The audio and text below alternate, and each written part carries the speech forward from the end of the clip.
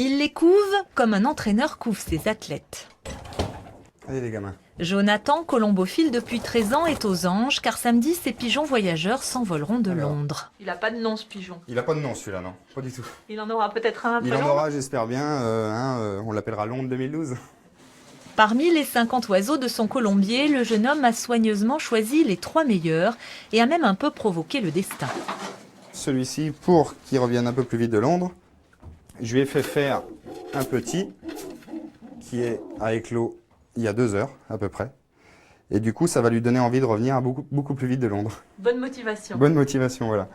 Car pour préparer une course olympique, rien n'est laissé au hasard, ni la procréation, ni l'alimentation. C'est du grain avec énormément de graines différentes, notamment des graines pour les vitamines, des protéines, des lipides. Enfin, il y a vraiment tout comme un athlète de haut niveau.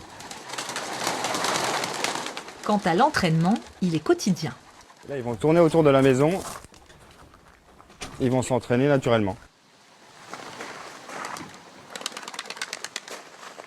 Samedi, les oiseaux seront lâchés vers 8 h le matin.